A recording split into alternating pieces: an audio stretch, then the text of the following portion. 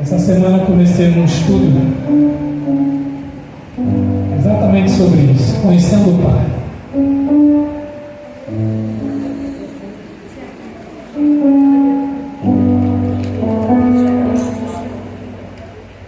Porque eu não posso fazer a vontade de uma pessoa que eu não conheço. Como é que eu vou realizar os seus desejos se eu não conheço os seus desejos? Como é que eu vou agradar se eu não sei qual é o seu gosto?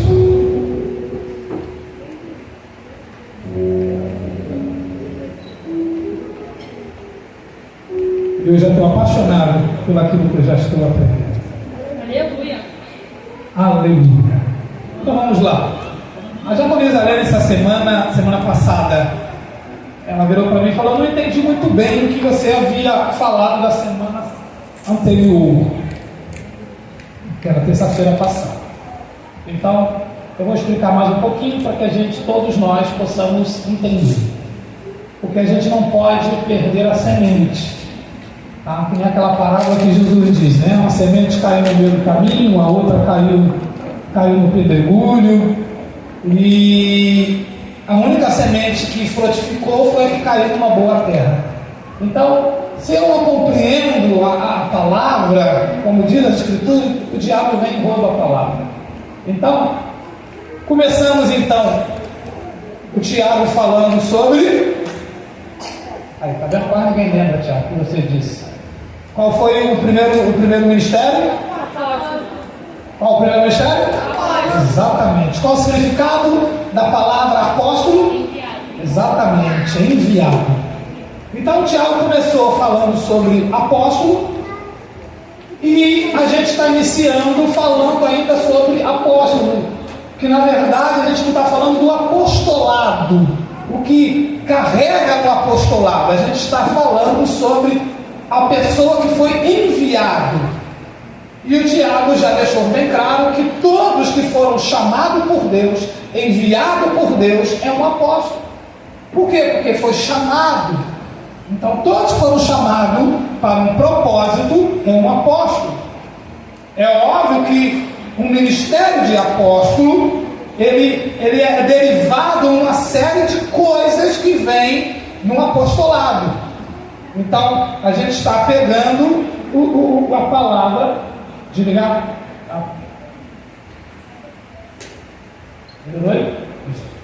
Então a gente está utilizando exatamente o assunto sobre chamada. Então semana passada a gente falamos sobre algumas pessoas que foram chamadas por Deus. E como foi o seu chamado, como foi o seu processo da chamada, como foi a obra de Deus na vida desses personagens que nós lemos semana passada. Nós falamos acerca dos discípulos, né? Eles foram chamados pelo propósito, né? Que foi expulsar demônios e curar enfermos. Então, todos nós que fomos chamados, temos também essa responsabilidade, essa unção sobre nós. E também falamos acerca da mudança. Quando você é chamado para um propósito, o propósito pode mudar no meio do caminho. A gente viu lá acerca de Pedro, né? No começo, quando Deus chamou ele, diz: olha, não entra na casa de nenhum gentil. Mas já no capítulo 10 do livro de Atos, Deus chama Pedro para entrar na casa de gentil. Então o propósito muda. Então, a gente falando sobre ter essa atenção e essa sensibilidade de saber que no meio da jornada do propósito, da chamada, há mudança no propósito. Sempre há mudança, tá bom? Então, só para recapitular, nós retornarmos lá para o livro onde nós paramos de 1 Samuel, né, capítulo 2. E semana passada nós falamos de Eli, que também foi chamado, não ele, mas toda a sua geração, né? A sua geração foi chamada para poder assumir a área sacerdotal e o levítico, servir diretamente a Deus, e no meio do processo ele falha com essa chamada, com esse propósito. E nessa falha que ele comete, toda a geração, não só dele, mas toda a geração levítica, política agora é instituída daquilo a qual Deus havia prometido, como fosse algo por toda a geração. Então Deus se arrepende, por causa de quê? Por causa de erro de um, todos pagaram pela falha de um. Então, a gente despertamos, semana passada, de ter cuidado de exercer a chamada e o dom e o propósito de maneira extremamente correta. Porque a gente pode correr o risco de a gente ser afastado ou excluído da chamada, e não só nós sofremos dano, mas também aqueles que por nós ia receber a oportunidade da dádiva de Deus também perdem também esses benefícios. E isso começa com o indivíduo que foi chamado, toda a sua casa, porque esse indivíduo carrega sobre os seus ombros toda a sua casa e todos aqueles a qual eles foram chamados. E quando eu falo todos aqueles, pode ser o bairro, o estado, o país e outros países. Isso tudo depende de qual foi a chamada. Por isso que a gente pegamos lá no livro de Jeremias, Deus falando com ele, Deus dizendo o quê? Eu te chamei, não foi só para a nação, te chamei para as nações. Então ele tinha uma chamada não só territorial de sua nação, mas ele foi chamado para as outras nações.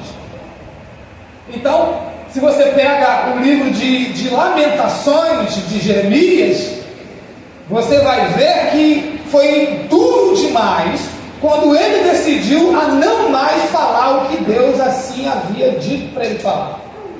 Aí você vai ouvir lamentação. Ele sofre assim horrorosamente. Por quê? Porque a presença do Espírito Santo sai dele. E ele se sente a pior da criatura que existia na face da terra. E tudo por quê? Por causa de resistência à chamada. Então, a gente só vamos dar uma pincelada rapidinha lá no livro de 1 Coríntios, capítulo 2, verso 27, tá bom? Só para a gente recapitular, e algumas pessoas que não puderam estar aqui semana passada, também poderem se atentar a isso. Vamos lá? Vamos lá, tá? Eu falei com o Zé Carlos uns meses desses atrás. O sonho do meu coração é assumir ministérios de louvores. Exatamente por quê? Porque nada flui sem louvor. Nem a presença de Deus se manifesta se não tiver louvor. Porque foi assim que Jesus disse, lembra em Mateus capítulo 6? Ele diz, olha, quando vocês forem se relacionar com o Pai, vocês se relacionam assim: Pai nosso que estás no céu, santificado seja o teu nome. Aí, tá vendo? Olha o louvor. Adoração. Então, oh meu Deus, perdi a cabeça. O São Santos estava lá em Paraty, não, estava lá em Angas. Foi fazer uma entrega lá, trabalha agora de transporte. Estava em Angas, se despencou voado para poder chegar aqui, para poder estar conosco louvando. Não só o Santos, mas todos eles. E hoje eles não conseguiram chegar. Chegaram que horas? Depois das 6, né? Depois das 6, que eles chegam aqui 6 horas. É a hora que eles arrumam os instrumentos, fazem aquele ensaio rapidinho básico e vai na força. Está entendendo? E o negócio está fluindo. Imagine se eles têm o tempo totalmente disponível somente para fazer isso. Aí Deus não desce, a gente que sobe. Porque essa é a parte do louvor, a parte do ministério de louvor, ou é fazer que Deus desça, ou é fazer que o povo suba. Uma coisa ou outra. O objetivo do louvor é encontro com Deus. Então, Esse é um dos meus sonhos. Eu creio que Deus vai me dar a oportunidade de assumir uma galera e que eles possam dedicar a sua vida a servir a Deus no louvor. Vamos lá? Agora sim, Vitória? Beleza? É 1 Coríntios? Não. Vamos para 1 Samuel, capítulo 2, verso 27. Vamos só dar uma pinceladinha rapidinho, porque a gente ainda tem assunto aberto e eu preciso terminar isso hoje, porque semana que vem o Tiago assume aí o restante. Beleza? Vamos lá então? Pode ir. 27. E veio um homem de Deus a Eli e disse-lhe: Assim diz o Senhor, não me manifestei, na verdade, à casa de teu pai, estando eles ainda no Egito, na casa de Faraó? 28.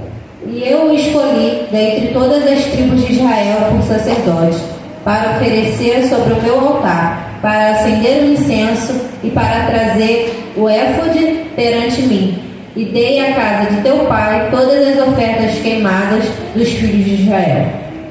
29.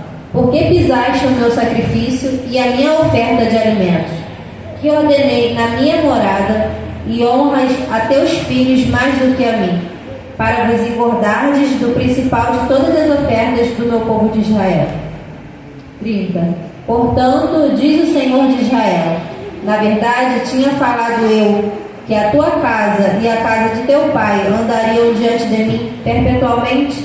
Porém, agora diz o Senhor: longe de mim tal coisa, porque aos que me honram honrarei, porém aos que me desprezam serão desprezados. Tá bom, até. Tá vendo? É muito pesado essas palavras que Deus enviou através de um. Deus enviou através de um. Através de um. Tá vendo? O ministério profético se manifestando no ministério sacerdotal. Então o profeta leva uma mensagem para o sacerdote. Se percebe que os ministérios eles foram feitos para trabalhar em conjunto, mas não significa que eles estão juntos. Vou repetir de novo. Todo o ministério foi para trabalhar em conjunto, mas não significa que eles estão juntos. Porque o profeta envia uma mensagem extremamente dura. E a mensagem é essa: Deus está te restituindo do seu cargo, não só você, mas toda a sua casa e toda a sua descendência. E qual foi o motivo da destruição? É porque Finia e Finéia, que também fazia o papel sacerdotal, eles pegavam da gordura antes de oferecer primeiro a Deus. Então a primícia era entregue a eles. Os outros sacerdotes levavam então para o caldeirão para ferver, para tirar toda a gordura e todo aquele processo. Eles simplesmente pegavam um garfo de 3 dentes, ia lá no caldeirão, enfiava e levava para comer antes de oferecer a Deus. E fora a prostituição que eles tinham. E Eli sabia de tudo isso, mas o que Eli fazia? É por isso que é muito perigoso você começar a exercer um ministério e não começar a exercer o seu ministério dentro da sua casa. Porque todo ministério a qual Deus dá a nós começa dentro do nosso lar. É lá que começa a repreensão, é lá que começa a unção, é lá que começa a instrução, é lá que começa a bênção, é lá que começa tudo. É dentro do lar. E por esse motivo, por ele não exercer o seu ministério dentro da sua casa, ele sofre então um impeachment. Ele sofre não só ele, mas toda a sua casa. A gente não tem tempo para ler. Você já anotou aí, não já anotou? 1 Samuel, capítulo 2, do verso 27 em diante. Então nós vamos falar de um outro personagem chamado Saul. Eu quero que você abra a Bíblia. Eu quero te mostrar uma outra coisa. 1 Samuel ainda, capítulo 9, verso 16. 1 Samuel, anota aí, não está na apostila, anote aí. 1 Samuel, capítulo 9, verso 16. Podemos? 16. Amanhã, a estas horas, te enviarei um homem da terra de Benjamim, o qual ungirás por capitão sobre o meu povo de Israel, e ele livrará o meu povo das mãos dos filisteus. Segura aí. A essas horas eu vou te enviar uma pessoa ou um homem, a qual tu vai fazer o quê? Vê para mim. Você vai fazer o quê? Está falando com Eli, com Samuel. A essas horas eu vou te enviar um homem e tu vai fazer o quê? Vê lá para mim alguém. Vai ungir a quê? Vai ungir a? Lá está escrito rei. Tem certeza? Capitão mesmo, é isso mesmo? Está escrito aí? Beleza. Ainda em Samuel, capítulo 10, verso 2.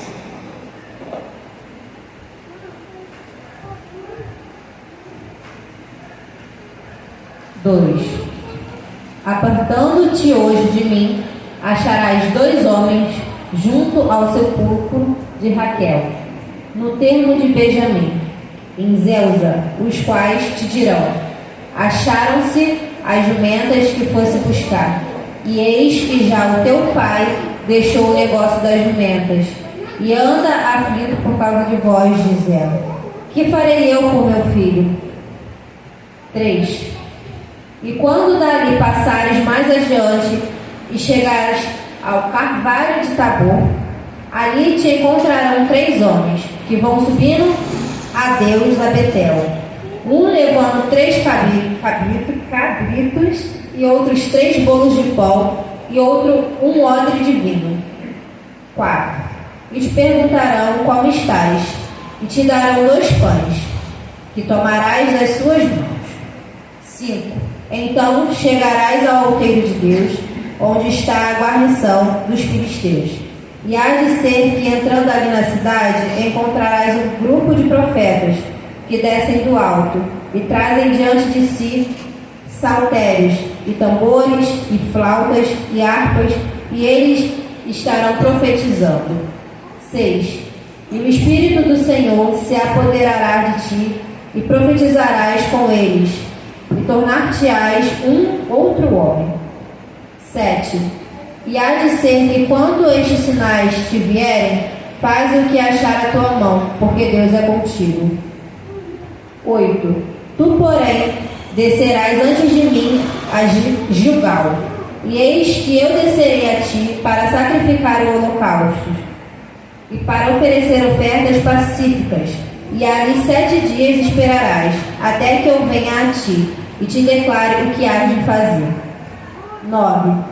Sucedeu, pois, que virando ele as costas para partir de Samuel, Deus lhe mandou um coração em outro, e todos aqueles sinais aconteceram naquele mesmo dia. 10. E chegando eles ao outeiro, eis que um grupo de profetas lhe saiu ao encontro, e o Espírito de Deus se apoderou dele, e profetizou no meio deles. 11. E aconteceu que, como todos os que antes o conheciam, viram que ele profetizava com os profetas. Então disse ao povo, cada um ao seu companheiro: que é o que sucedeu ao filho de Quis? Está também Saul entre os profetas? Olha, uma pergunta. Algumas pessoas que não conheciam, vendo ele profetizar e ir junto com os profetas, perguntaram: o filho de também se tornou profeta? Certamente que não. Porque não há possibilidade de você exercer uma chamada de Deus sem primeiro você não for cheio do Espírito Santo. É impossível. Foi isso que Jesus disse para os discípulos. Ele chamou-os, deu a palavra, deu a instrução, mostrou a visão, mas disse: vocês não vão fazer nada enquanto o Espírito não descer sobre vocês. E isso acontece no livro de Atos, capítulo 2. Amém? Após isso, eles estavam autorizados a cumprir a missão. E por que é importante, primeiro, ser cheio do Espírito? É porque o Espírito que dá a capacidade para a missão. É Ele que vai te dar total condições de você exercer o propósito. É Ele que vai te guiar em todo o tempo. É Ele que vai te instruir em todo o tempo. Porque se você não tiver o Espírito, na primeira tentativa você vai falhar. E sabe, o primeiro ponto onde você vai falhar se chama falta de paciência. Porque todo aquele que não tem paciência não vai conseguir exercer o ministério.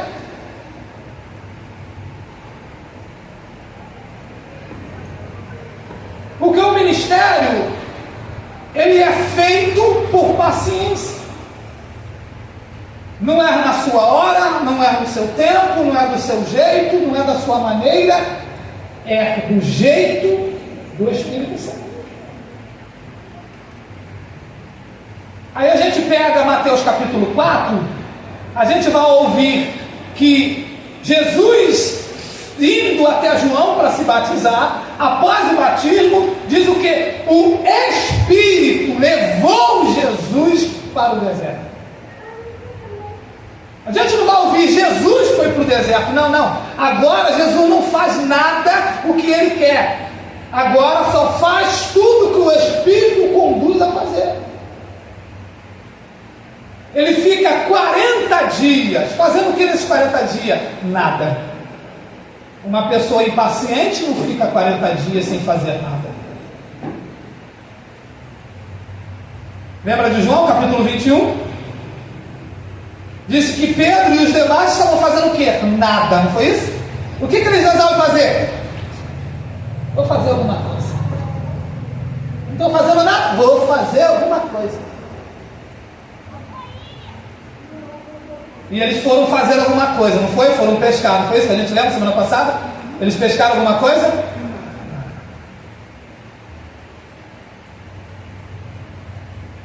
Então, sem o Espírito, você não consegue exercer a chamada e o propósito. Mas pastor, como eu posso perceber que eu já estou preparado para o propósito?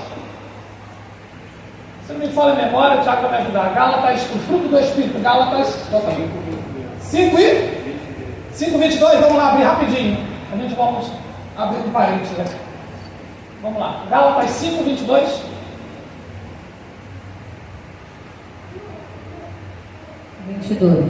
Mas o fruto do Espírito é amor, gozo, paz. Calma.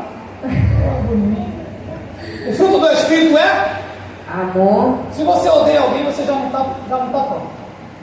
Se você guarda a mágoa de alguém, você já não está pronto. Pegou isso? Primeiro ponto, se você tem problema de amar, independente, porque amar é doação.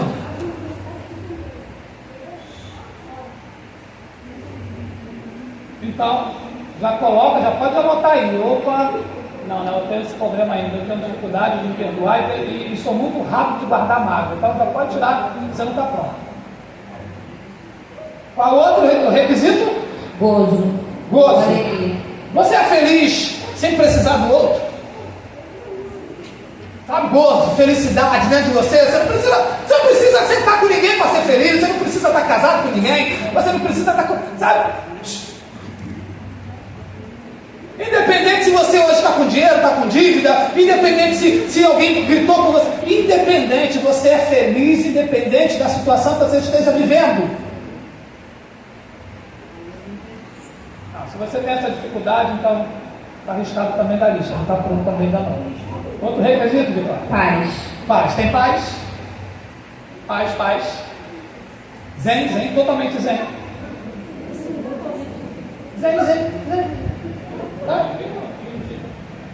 Cumprindo aquela palavra que diz: aquele que confia no Senhor é como um monte de Sião que não se abala e permanece tranquilo.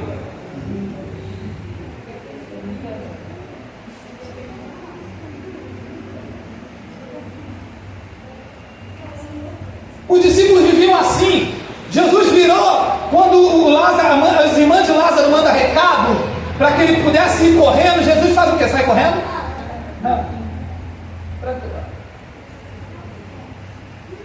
Depois de 3 dias, Jesus vira e diz: olha, vamos visitar Lázaro, porque Lázaro está dormindo. Aí o discípulo falou: mestre, vamos fazer o que lá? Tu não sabe que eles estavam tentando matar o Senhor esses dias atrás? Preocupação.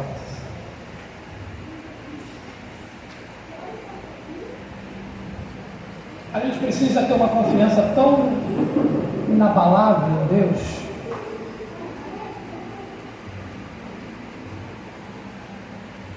Porque se você começar a exercer o seu ministério, o seu ministério ele tem que passar pelo fogo. É obrigatório. Foi isso que Paulo disse. Toda obra vai passar pelo fogo. Agora, tudo vai depender de qual tipo de material que você edificou a casa.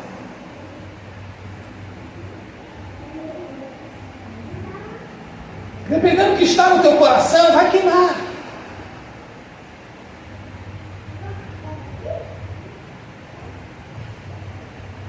A primeira coisa que Jesus fez quando iniciou o seu ministério, ele se batizou e foi cheio do Espírito Santo. E a segunda coisa foi o quê? Foi ser provado. E não foi por demônios, não foi não. Por Geza, está entendendo? Por pomba, não. Pilintra, não foi esse tipo de.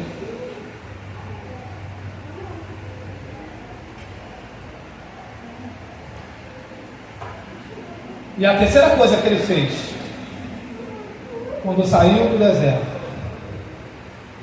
foi separar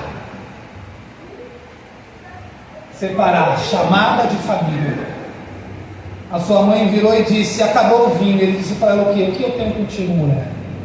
Ele estava dizendo: olha, até antes do batismo eu era seu filho, a partir de agora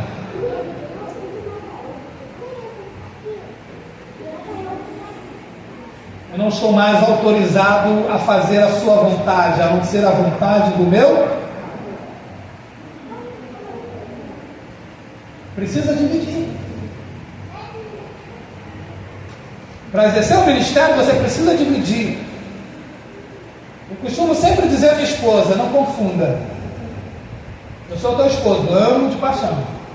Mas quando se fala do reino, não tenta lutar contra ele, que você já perdeu antes de começar. Porque eu não vou fazer a sua vontade para desagradar ao meu Deus.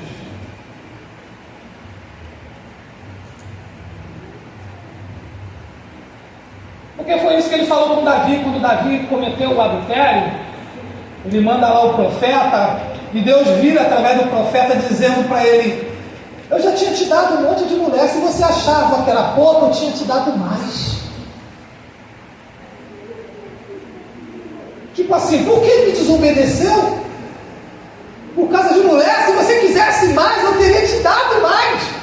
Mas por que me desobedeceu? Porque me desobedeceu, a minha espada vai descer na sua casa e nunca mais vai sair dela. E quem conhece a Bíblia, leitor, você sabe, nunca mais Davi fez uma festa na vida. Então, tenhamos cuidado. Vamos lá, verso 24 ainda de 1 Samuel, capítulo 10, verso 24 e verso 25.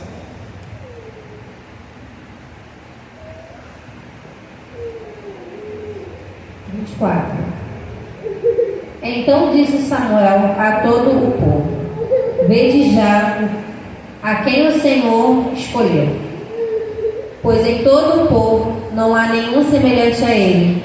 Então jubilou todo o povo e disse: viva o rei. 25. E declarou Samuel ao povo o direito do reino, e escreveu num livro e pô-lo diante o Senhor. Então despediu Samuel a todo o povo, cada um para a sua casa. Sim. Samuel, então, ele coloca diante do povo a qualidade de Saul. Qual era a qualidade de Saul? Ser bonito e belo, e não tinha ninguém tão bonito que nem ele. Então declara a toda a nação, ou quase toda a nação que estavam lá, que a partir daquele momento Saul era rei de Israel. Começa o processo. Primeiro ainda Samuel, capítulo 12, verso 1 e verso 2. 1. Então disse Samuel a todo o Israel: Eis que ouvi a vossa voz em tudo quanto me disseste, e constituí sobre vós um rei. 2. Agora, pois, eis que o rei vai adiante de vós. Eu já envelheci e encaneci, e eis que os meus filhos estão convosco, e tenho andado diante de vós desde a minha mocidade até o dia de hoje. Vamos caminhar mais um pouquinho, vamos lá. 3. Eis-me aqui, testificai contra mim perante o Senhor e perante o seu ungido.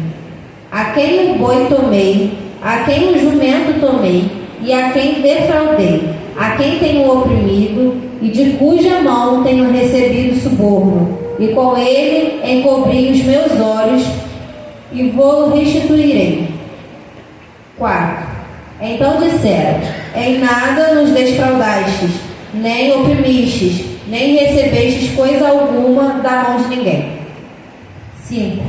E ele lhe disse: O Senhor seja testemunha contra vós, e o seu ungido seja hoje testemunha, que nada tendes achado na minha mão. E disse o povo: Ele é testemunha. Paramos aqui. Samuel, ele ainda está carregando uma mágoa. O povo procurou Samuel para questioná-lo acerca dos seus filhos que estavam tomando algumas decisões erradas, porque os seus filhos também se tornaram sacerdotes. E então exige de Samuel que ele ungisse um rei para eles. Samuel então fica aborrecido, triste, até que Deus então fala com Samuel dizendo: Samuel, não fique assim, eles não estão te rejeitando, eles estão rejeitando a mim, faça o que eles dizem. Agora Samuel, ele quer simplesmente agora abrir mão, abandonar aquilo que ele foi chamado, porque Samuel, ele exercia não só a área sacerdotal, mas ele também exercia o ministério profético e exercia também como juiz. Ele tinha 3 chamadas, exercia essas 3 chamadas no povo de Israel. Agora então Samuel entende que ele não vai ser mais juiz, ele está passando esse cargo então para o futuro rei. Então agora é como ele estivesse pegando todo o seu histórico, todo o seu trabalho, todo o seu documento, e entregando na mão agora do novo rei. Ele abre mão e diante do povo, diante do rei, diz: olha, então não devo nada, não é isso? Então beleza, fique o Senhor como o meu advogado e juiz, e o rei agora. E aí que a gente precisa ter um cuidado acerca da chamada. Há muitos que hoje exercem a chamada que estão magoados e feridos. E tudo por quê? Você me ouve, diga amém. Porque eles querem e acham que estão servindo ao povo. Não. quando você foi chamado primeiro para servir a Deus. Mas o problema é que as pessoas que hoje estão exercendo o chamado estão só servindo ao povo. E quando o povo fica insatisfeito com alguma coisa, e quando o povo começa a falar do líder, da liderança, o líder começa a ficar magoado. E começa a trazer à memória todo o tempo de trabalho e doação que serviu o povo. Mas esquece que ele foi chamado para servir Deus, em primeiro lugar. E segundo, ele tem que entender que ele foi chamado não para ser agradado pelo povo. Ele foi chamado para cumprir o propósito de Deus. Goste o povo ou não, ele tem que continuar exercendo o seu chamado. Aí eu quero te mostrar aqui uma coisa. Agora, capítulo 13 de 1 Samuel, verso 8. Estamos indo para quase o intervalo. 1 Samuel, capítulo 13, verso 8. Vamos lá, Vitória. Até o 15. 8. E esperou Saul 7 dias, até o tempo que Samuel determinará. Não vindo, porém, Samuel a Gilgal, o povo se dispersava dele. 9. Então disse Saul: trazei-me aqui um holocausto e ofertas pacíficas, e ofereceu o holocausto. 10. E sucedeu que, acabando ele de oferecer o holocausto, eis que Samuel chegou, e Saul lhe saiu ao encontro para o saudar. 11. Então disse Samuel: que fizeste? Disse Saul: porquanto via que o povo se espalhava de mim, e tu não vinhas nos dias aprazados, e os filisteus já se tinham ajuntado em Miquimais. 12. Eu disse: agora descerão os filisteus sobre mim, a Gilgal, e ainda a face do Senhor não orei. E constrangi-me e ofereci holocausto. 13. Então disse Samuel a Saul: procedeste neciamente e não guardaste o mandamento que o Senhor teu Deus te ordenou, porque agora o Senhor teria confirmado o teu reino sobre Israel para sempre. 14. Porém agora não substituirá o teu reino, já tem buscado ao Senhor para si um homem segundo o seu coração, e já lhe tem ordenado o Senhor que seja capitão sobre o seu povo, porquanto não guardaste o que o Senhor te ordenou. 15. Então se levantou Samuel e subiu de Gilgal a Gibeá de Benjamim, e Saul contou o povo que se achava com ele, uns 600 homens. Segura aí. Vamos dar uma olhada no verso 3, vamos lá? 13, verso 13. Então disse Samuel a Saul: procedesses neciamente, e não guardardes o mandamento que o Senhor teu Deus te ordenou, porque agora o Senhor teria confirmado o teu reino sobre Israel para sempre. Eu gostaria que você redobrasse a sua atenção no que você já tem tido. Samuel falou para Saul, dizendo: olha, eu quero que você se acampe no monte e me aguarde durante 7 dias, que eu vou sacrificar ao Senhor, porque eles tinham que descer para a guerra. Era tempo de guerra, então os inimigos já estavam se ajuntando, e Israel também estava se ajuntando. E Samuel disse: vai para lá, se ajunte com o povo, porque daqui a 7 dias eu vou chegar e vou sacrificar ao Senhor. Diz que bateu os 7 dias, Samuel não chegou. O que Saul então faz? Sacrifica. Eu falei para vocês alguns minutos atrás que Samuel estava entregando qual ministério agora para Saul cumprir? o ministério de juiz. Mas o sacerdotal ainda ele está exercendo, e o ministério profético também ele está exercendo. Mas o que Saul então faz? Saul vai lá e exerce o ministério quê? Sacerdotal. Porque o único que podia sacrificar era o sacerdote. Quando Samuel chega, diz: o que tu fizera? Não, você estava demorando no dia marcado que você marcou, você não veio, o povo estava se dispersando, pensei comigo, não ainda consultei o Senhor, vou consultá-lo. Samuel disse: você se comportou loucamente. Está vendo? Quando você não tem a paciência, você passa à frente de Deus. Você atropela outros ministérios, você quer exercer o ministério a qual você não foi chamado para exercer. E sabe qual é o impressionante disso, que eu quero que você redobre a sua atenção? Samuel vira para ele e disse: se você tivesse obedecido, o Senhor tinha confirmado o seu ministério para toda a sua geração. Opa, ué, confirmado? Samuel disse: confirmado. Mas ele já não tinha sido chamado? Ele já não tinha sido cheio do Espírito? Sim. Mas significa que Deus ainda não tinha confirmado? Não.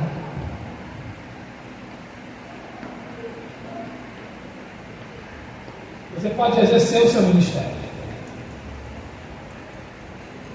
mas não significa que Deus ainda confirmou o seu ministério. Eu vou te falar. Gênesis, abre lá para mim. Livro de Gênesis 22, verso 11. Gênesis 22, verso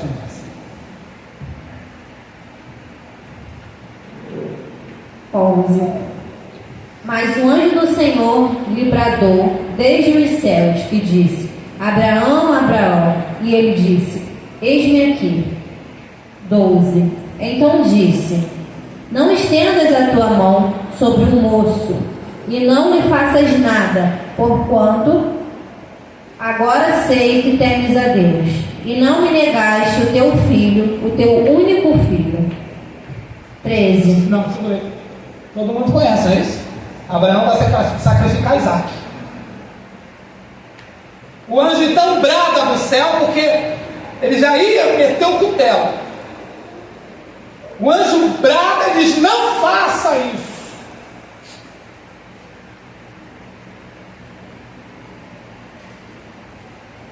Impressionante que a Bíblia usa anjo, não é isso? Pegou isso? Anjo. Vamos voltar lá de novo, verso 11. Mas o anjo do Senhor lhe bradou desde os céus e disse: Abraão, Abraão. E ele disse: eis-me aqui. Vamos lá? 12. Então disse: não estendas a tua mão sobre o moço e não lhe faças nada, porquanto agora sei que temes a Deus, e não me negaste o teu filho. Não me negaste. Olha, Abraão estava sacrificando o seu filho ao anjo ou a Deus? Por que então supostamente o anjo está dizendo: não negaste a mim o teu filho?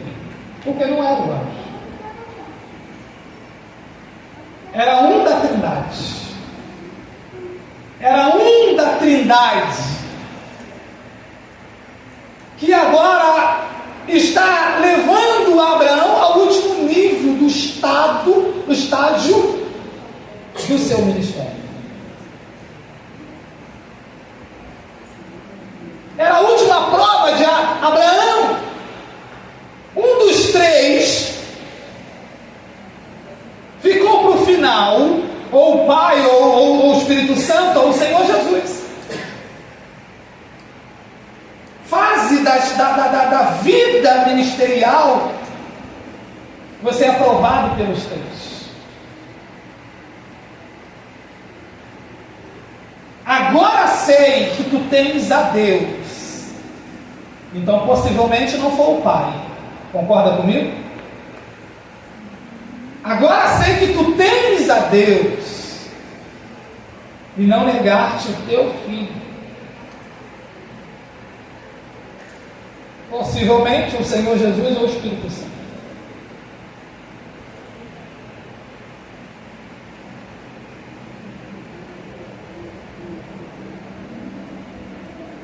Nesse dia,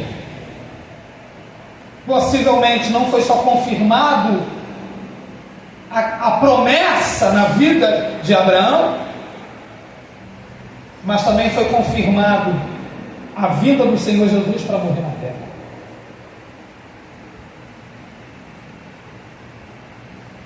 Tipo assim, você não negou o teu filho, eu também não vou negar o meu filho.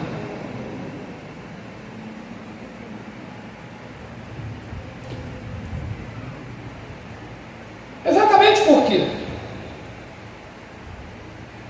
Deixa eu te mostrar aqui uma coisa. Eita, é bom. Deixa eu ver se eu vou isso. Não vou ver. É do verso primeiro ao terceiro.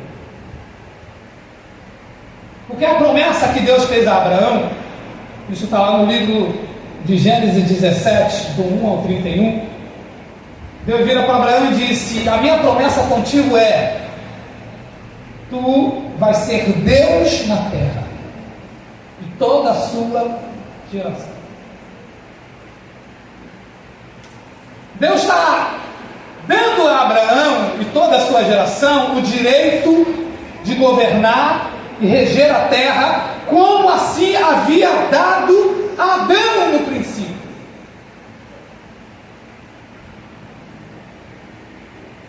Mas se você ler um pouco mais a Bíblia, você vai ver lá no livro de Êxodo, se não me falha a memória, capítulo 25, quando eles 25 ou 13, quando eles vão para de frente do Monte Sinai,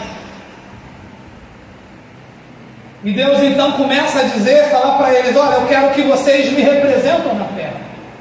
Eu escolhi vocês diante de toda a população, para que vocês sejam os meus sacerdotes diante de todas as nações.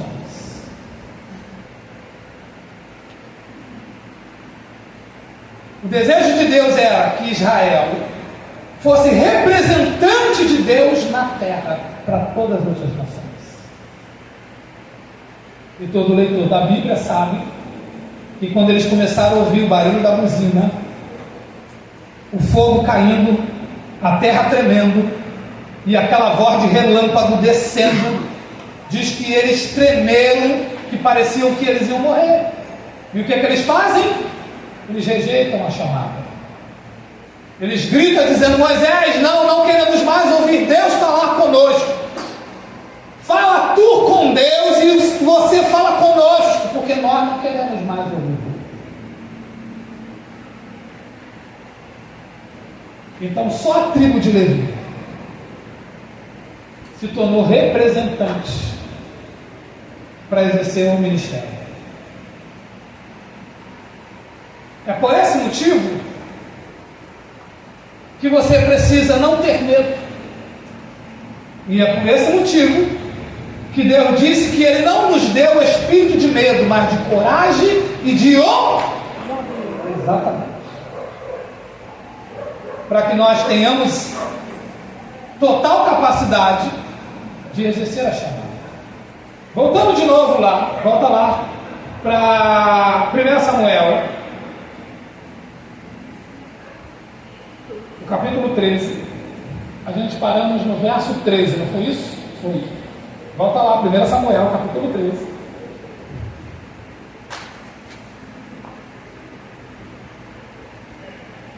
Verso 13. Quero te mostrar uma outra coisa. Vamos lá? 13. Então disse Samuel a Saul: procedestes neciamente, e não guardades o mandamento que o Senhor teu Deus te ordenou, porque agora o Senhor teria confirmado o teu reino sobre Israel para sempre. Sim, 14. 14. Porém agora não subsistirá o teu reino. Já tem buscado o Senhor para si um homem segundo o seu coração, e já lhe tem ordenado o Senhor que seja capitão sobre o seu povo, porquanto... Segura. Eis que o Senhor já te rejeitou e já escolheu um para si. Volta de novo lá nesse ponto. Porém agora não subsistirá o teu reino. Já tem buscado o Senhor para si um homem. O Senhor buscou para o quê? Para quê? Para o seu povo? O Senhor buscou um para? Não para o seu povo. Vocês estão entendendo? A gente serve o povo, mas não somos do povo. Trabalhamos para eles, mas não somos deles. Eis que o Senhor escolheu um para si, para ser rei, Vitória.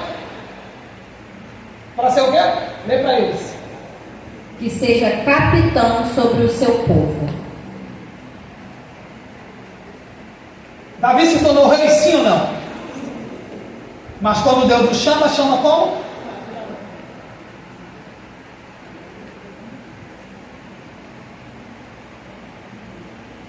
Quantos anos Davi ele foi chamado por Deus? Alguém sabe? Tinha em torno de 16 a 17 anos. Quando Samuel vai lá e unge ele, 16 a 17 anos.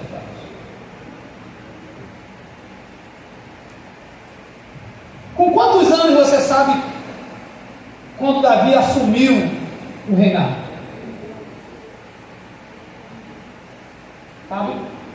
40 anos. Ainda com 40 anos, se não me falha a memória, o Tiago, que é de história, vai me lembrar. Ele com 40 anos, ele era rei de toda Israel? Só da tribo de Judá. Nesses 40 anos, você não queira passar um terço que Davi passou. Processo. Ele se torna rei de Judá, que era da tribo onde ele fazia parte, porque Saul o persegue, e agora não só o persegue os seus pais, os seus irmãos. Agora Saul acha por direito de não só perseguir a Davi, o seu pai e os seus irmãos, agora persegue a tribo de Judá. Por quê? Porque achava Saul que a tribo de Judá estava o escondendo. Então o que a tribo de Judá faz? Eu estou correndo perigo, então eu vou fechar com ele. Então Davi agora governa a tribo de Judá. E todo mundo sabe aquela linda história que Davi vai se esconder na caverna de Adulão. O seu pai e os seus irmãos bater com ele, e mais 300 homens que viviam em aperto, que vivia triste, cachaçado, todo tipo de gente ruim, vai ter com ele.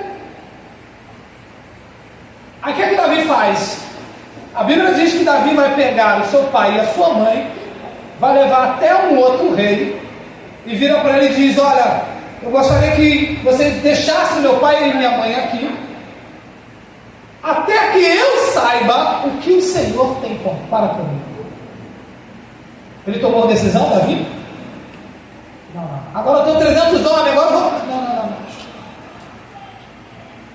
Ele espera, porque todo paciente espera.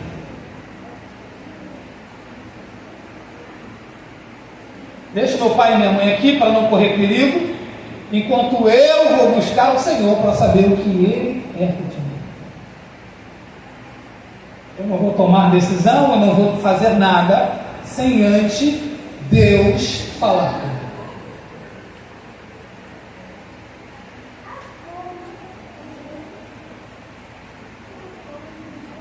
Então você já está entendendo. Deus te chamou, amém ou não amém? Para servir ao povo, mas você não é do povo. Você é dele. Vamos dar uma paradinha? Vamos refrescar a cabeça, beber um café, uma água. Vamos lá. Vamos para o final.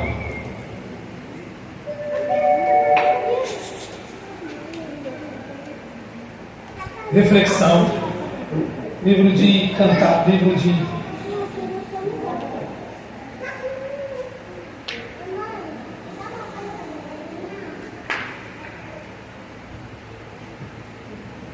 Antes de cantar, sobre...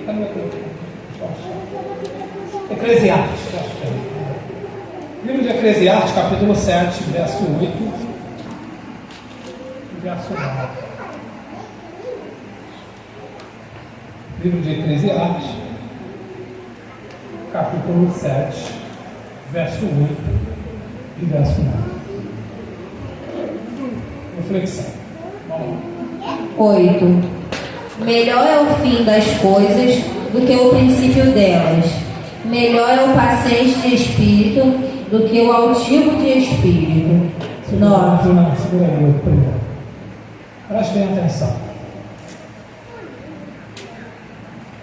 Livro de Eclesiastes, capítulo 7, verso 8, está dizendo que o melhor é o fim das coisas do que o quê?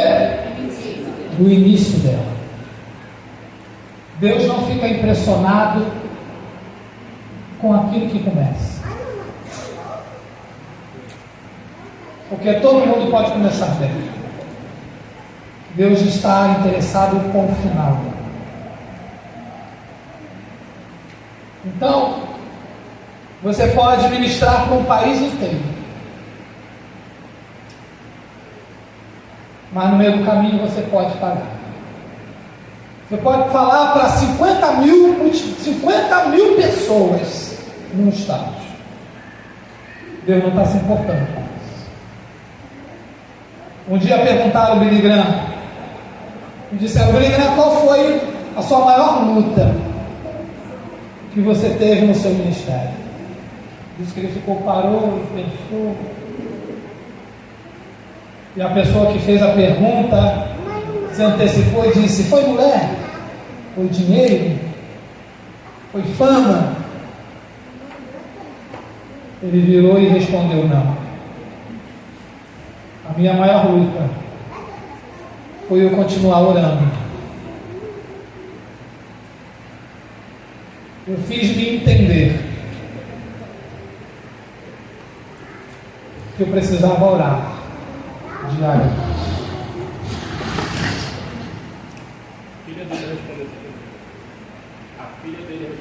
A filha dele isso foi no hospital.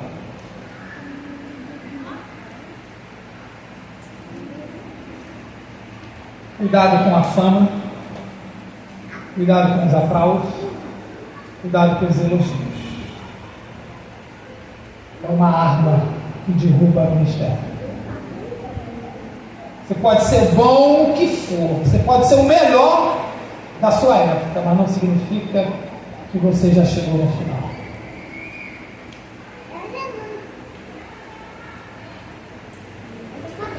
Como diz o livro de Provérbios, o elogio é como lançar fogo no peito. É melhor você receber uma repreensão e crescer do que um elogio e você virar vaidoso. Porque o soberbo Deus rejeita. Então tenha cuidado. Lê de novo para a gente, Vitória, por favor, a gente já está no final. Verso 8. Mudei a tradução aqui porque é melhor para entender, tá? 8. O fim de uma coisa vale mais do que o seu começo. A pessoa paciente é melhor do que a orgulhosa. 9. Controle sempre o seu gênio. É tolice alimentar o ódio. Eu, no seu lugar, já tinha anotado isso na sua vida.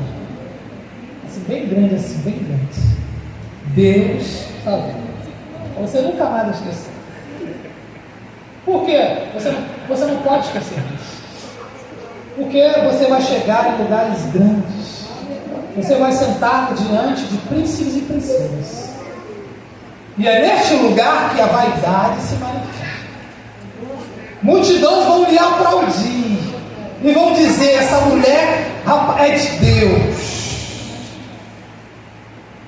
E você precisa que essa palavra esteja sempre ardendo no seu coração.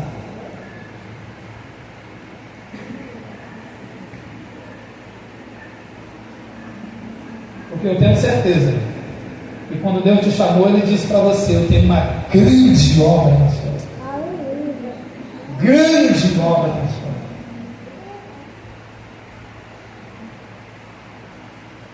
Lá no meio do caminho, alguém faz uma ligação e te pergunta: quanto você cobra para poder vir aqui para pregar? Quanto você cobra para poder vir aqui ministrar? Quanto você cobra para poder vir aqui cantar? Quanto você cobra para poder vir aqui orar? Aí a hora que você vai dizer assim: eu cobro X.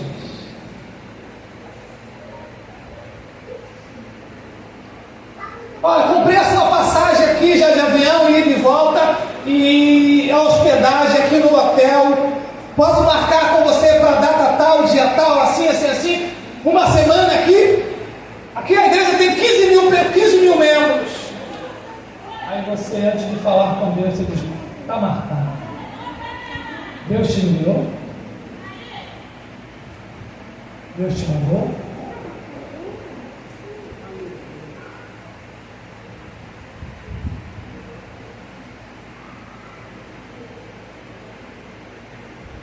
Aí essas horas é melhor você pregar para a cadeira e Jesus está feliz com você do que você pregar para 15 mil pessoas e Jesus não esteja feliz com você. Pastor, o versículo 11 e 12 fala muito sobre isso. É lindo. É apanhar muito, por isso que eu deixei só isso aqui, deixa quieto. Eles são leitores da minha igreja, já leem isso no futuro. Anote aí no seu caderno. Anote aí. O Tiago vai dar essas leituras, mas eu gostaria que você anotasse. Para ser explorado durante esse ano, esses 3 livros, onde está registrado as chamadas ministeriais. E nesses 3 livros você vai ouvir Paulo falando que aquilo que estava em oculto desde a fundação do mundo, naquele momento, no seu período ministerial, ele vai declarar que agora, que aquilo que estava em oculto desde a fundação do mundo, agora está sendo revelado para aquele tempo.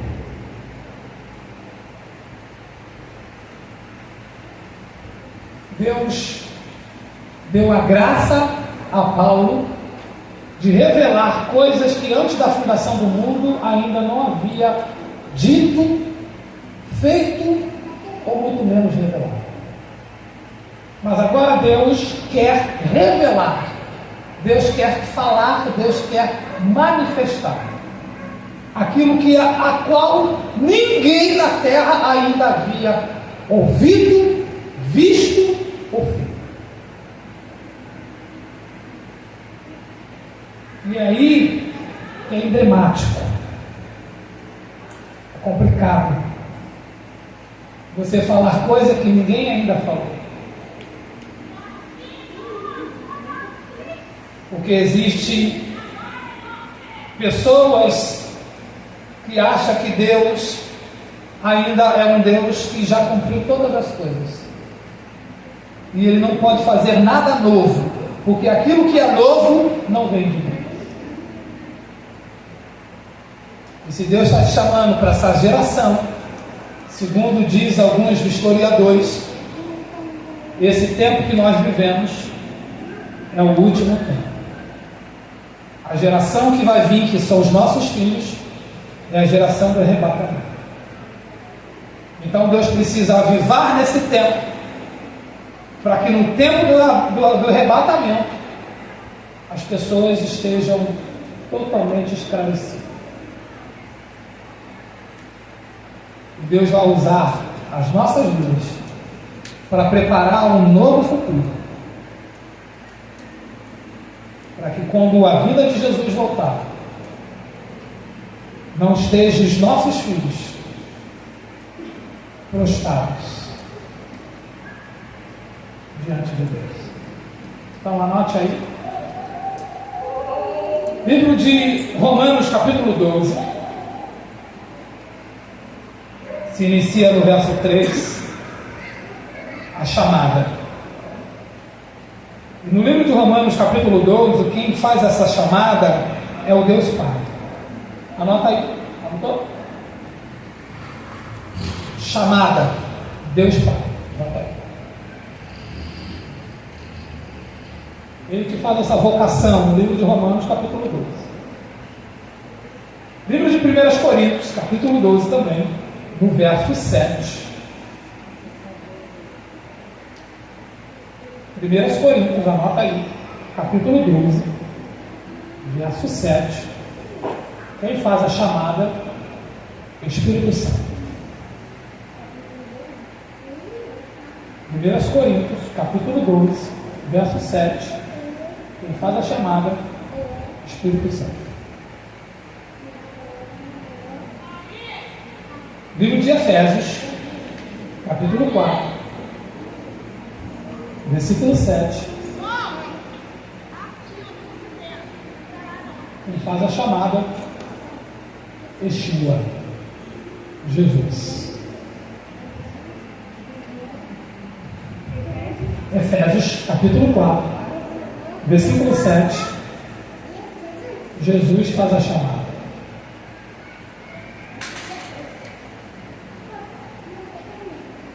Esses 3 livros eu gostaria que vocês lessem.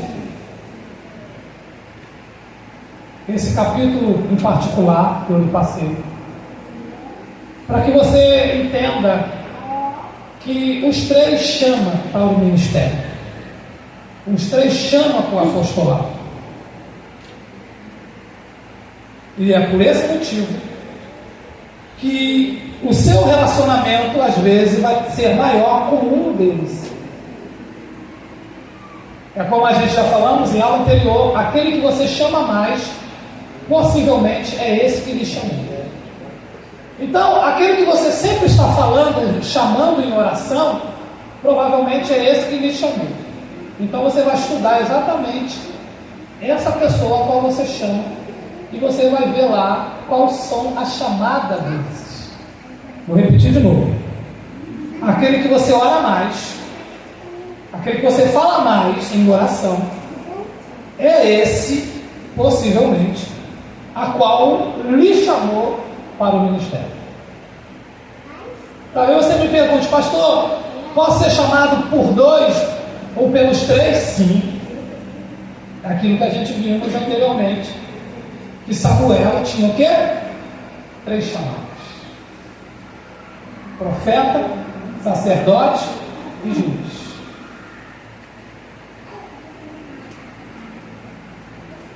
E se você tiver a chamada dos 3, meus parabéns para você.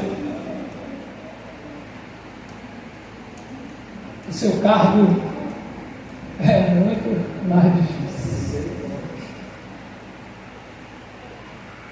E a exigência muito mais ainda.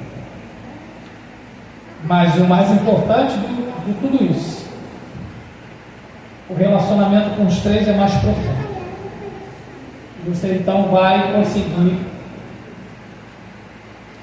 ter um relacionamento mais profundo e compreender ambas as partes. Entende? Lembra que quando disseram para o Senhor Jesus, dizendo, e esse aí expulsa demônio por Belzebum. Aí o que é que Jesus fala?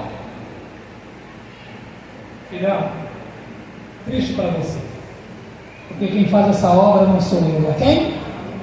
Quem é? O Espírito Santo. Está vendo?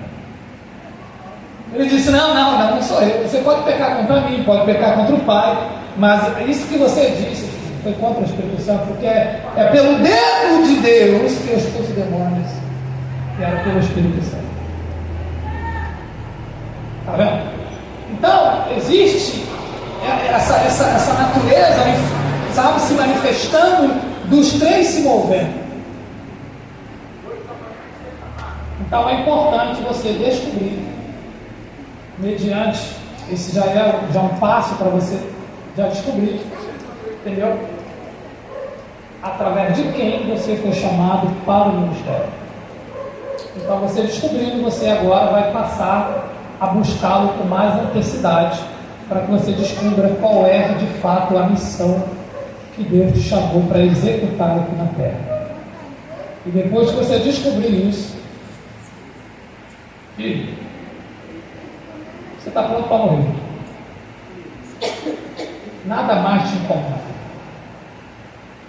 Pronto para morrer por causa do propósito. Porque a missão é morrer pelo propósito. Vou repetir de novo. A missão é morrer para o propósito. Porque nenhuma semente, se ela não morrer, ela não dá fruto. Então, para uma árvore nascer, ela é uma semente. Ela primeiro precisa morrer, para depois ela dar fruto. E quando eu falo de morte, não só é a morte física, é a morte da sua vontade. E quando você descobre o propósito, isso arde tão forte no teu coração, que você não consegue fazer outra coisa. Aquilo é mais forte do que você. Você larga trabalho, você larga a família, por causa do propósito. Aí você faz o que Paulo disse: quem dera que todos os homens fossem igual a mim, solteiro, para poder se dedicar à obra do... Exatamente. A paixão, sabe? Não tinha maior paixão do que servir ao Senhor. Não era mulher, não era filho, não era dinheiro, não era fama, não era nada. Era o propósito. Viva pelo propósito, e você vai realizar todos os seus sonhos. Porque a sua vida está no propósito.